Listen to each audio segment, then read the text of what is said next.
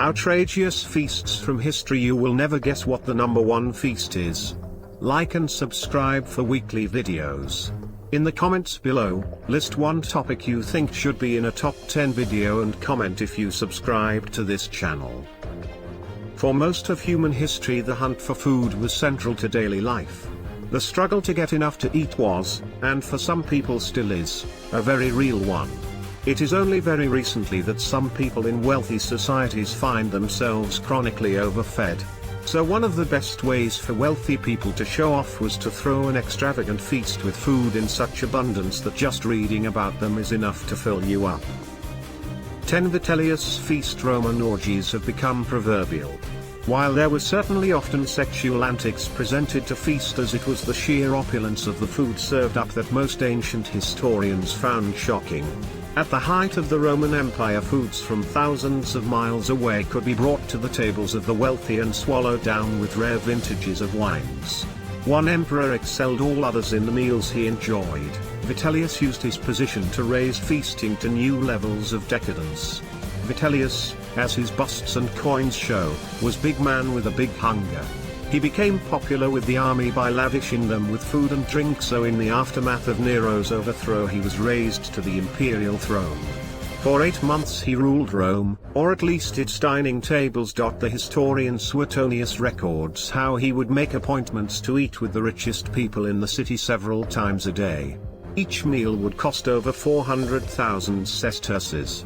This load of victuals he could well enough bear, from a custom to which he had inured himself, of frequently vomiting. But it was a dish that Vitellius invented that earns him a place on this list. His shield of Minerva was a vast dish composed in which were tossed up together the livers of charfish, the brains of pheasants and peacocks, with the tongues of flamingos, and the entrails of lampreys, which had been brought in ships of war as far as from the Carpathian Sea, and the Spanish Straits. 9 Feast of the Pheasant. What do you do if you want to encourage people to go to war? In the case of Philip the Good, Duke of Burgundy, in 1452 he held a lavish banquet to drum up support for a crusade against the Turks. Called the Feast of the Pheasant, it was one of the most lavish banquets ever held. The feast hall was decorated with huge displays. One table featured a model church large enough to hold a choir, while a further 28 musicians were hidden inside a bay. Fake ships sailed amongst the guests, and a live lion could be seen in a false forest. A fire-breathing dragon swept overhead, and a little boy on a deer rode about singing. The highlight of the feast was an elephant, probably mechanical, that was led into the hall by a giant Turkish man. A lady, representing Constantinople, on the back of the elephant called out for the men present to rescue her. After 50 different dishes were served, the guests swore an oath to the pheasant over a living bird. They promised to participate in the crusade to recapture Constantinople, but no crusade followed. 8. The Acclimatization Society of Great Britain. In the 19th century, many European thinkers joined societies designed to bring non-native species into new countries. They thought that these species could be adapted to be useful to agriculture and society in general. Of course, we now know that species can be invasive and cause untold damage to an ecosystem. The Acclimatization Society of Great Britain decided to kick off their campaign with a feast. At their first dinner, guests were greeted by a hall decorated with stuffed birds and fish and the heads of other animals that they thought might be brought over to Britain. But it was the meal that really showed what new species could do for the dining tables of the nation. Among the dishes served were bird's nest soup, which guests thought not worth the expense, and a soup made from sea snails. Kangaroo was boiled to perfection. A course made from a rare hybrid of the hare and the rabbit was produced. Birds from Dominique, Syrian pigs, the Honduras turkey, and all manner of fish found their way to the table. Even seaweed jelly was served. Few, if any, of these meals have made their way into the everyday English diet, however. 7 Regent's banquet. Throughout his life, George IV was always a little too fond of luxury. While still Prince of Wales, he managed to get into £630,000 of debt. £65,568,000 in today's money. His father, George III, would only agree to pay this off if his son got married. Unfortunately, George III became increasingly unstable and Prince George was made regent. This gave him more opportunity to spend. One of his most lavish spending sprees was creating a gaudy pavilion in Brighton. There, in 1817, the regent hosted a feast for Grand Duke Nicholas of Russia. This feast was prepared by the first superstar chef of Europe, Marie-Antoine Carême. Carême's notably extravagant style was just what the regent wanted. The banquet featured, among many others, dishes like rice soup, the head of a great sturgeon in champagne, chicken in aspic, haunches of boar, a terrine of larks, upside-down lemon jelly, truffles in warm linen, and a pyramid of shrimp. In total 121 different dishes were served to guests. The Prince Regent was always in debt, but hardly ever in a caloric deficit. 6 Manchu Han feast. Sometimes a single day is just not long enough to fit in all the gormandizing you plan to do. The Manchu Han feast was so luxurious that it took 3 days to serve all the foods, or so the story goes. This meal became a symbol for Chinese unity. Under the rule of Emperor Kangxi there was increasing tension between the Manchu and Han factions in the nation. To bring them together, the emperor decided that only a superlative meal could heal the rift. For his 66th birthday he held 6 banquets over 3 days which saw over 300 dishes being served.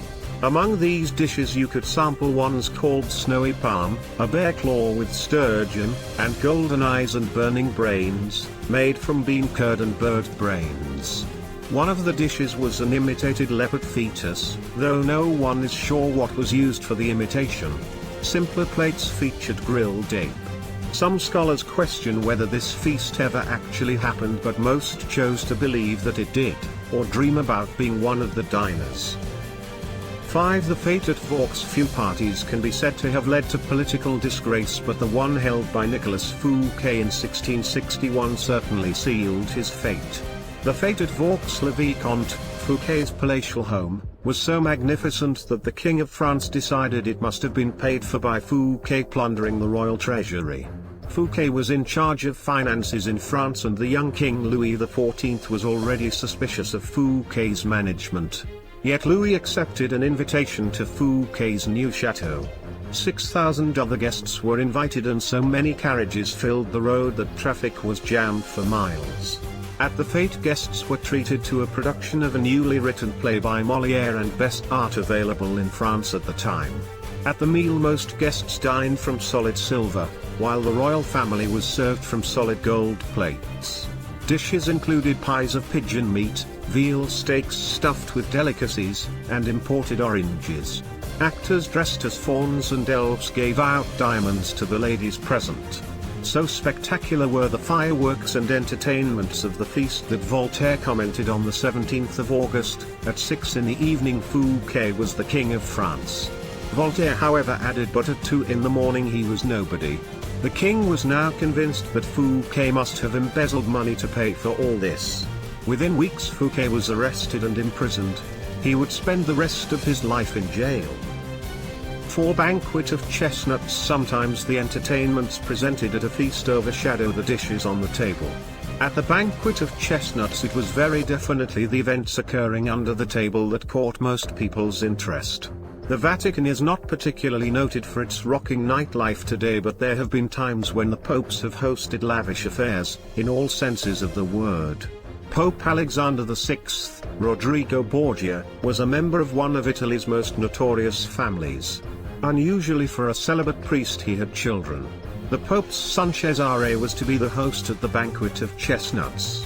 On the 31st of October, 1501, Cesare arranged a banquet in the papal palace. According to the official in charge of ceremonies, this party was attended by 50 honest prostitutes called courtesans, who danced after dinner with the attendants and others who were present, at first in their garments, then naked.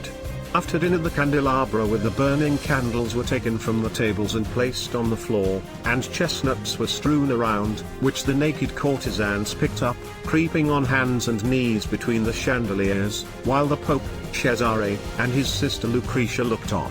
Finally, prizes were announced for those who could perform the act, most often with the courtesans, such as tunics of silk, shoes, barrets, and other things.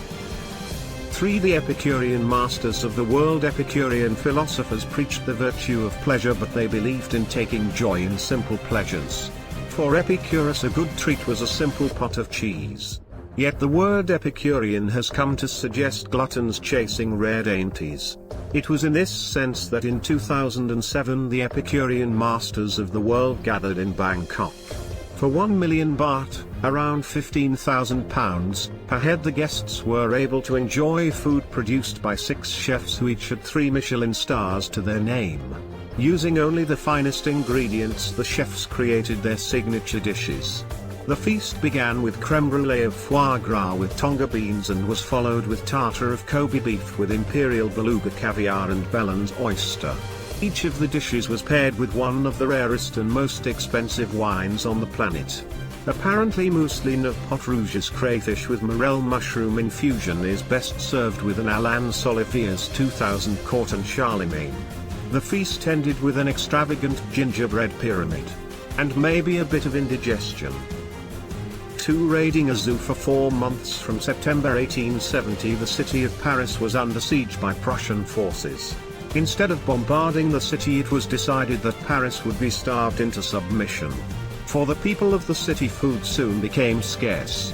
The Parisians ate thousands of horses, their dogs and cats, even rats became prized meals. One restaurant, however, served a more exotic menu. Alexandre Etienne Coron was one of the most famous chefs of his age. His restaurant Voisin was famed for its brilliant food. With ingredients running low, it was perhaps inevitable that when the Paris Zoo announced it would have to put down its animals because they could no longer feed them, that Coron should see an opportunity. He would serve an extraordinary Christmas meal. The feast began with a donkey's head accompanied by sardines, an elephant consommé, fried camel, kangaroo stew, wolf with a deer sauce, and an antelope with truffles. Though there were limited supplies of food, Coron still had access to the wines of Paris' fully stocked cellars. The finest wines were paired with these wild dishes. 1. Cleopatra. Cleopatra VII of Egypt was one of the most alluring women of her age. Witty, educated, and seductive, she formed relationships with both Julius Caesar and Mark Antony. Being monarch of one of the richest nations on earth was also attractive. But perhaps it was her cuisine that brought all the Roman boys to her palace. The historian Plutarch recorded that his grandfather had visited Cleopatra's palace and seen her huge kitchens. When he saw 8 whole boars being roasted, he assumed that a huge feast was being prepared. Instead, he was told that only 12 people were dining. The boars were all cooked at slightly different times so that one would be perfectly ready whenever the guests sat down at the table. One feast was even more expensive than all the others. Cleopatra bet Antony that she could spend 10 million sesterces on a single meal. When the meal was served, it was nothing special, so Antony thought he had won, but then Cleopatra called for the dessert, a single bowl of vinegar. Cleopatra owned 2 of the most perfect pearls in all the world that she wore as earrings. She plucked one from her ear and dissolved it in the vinegar before drinking it down and winning the bet. Vinegar will not actually dissolve a pearl, so some have conjectured that Cleopatra won her bet and managed to keep her pearl as well. She would just have had to go fishing for the pearl in her chamber pot and not the deep sea.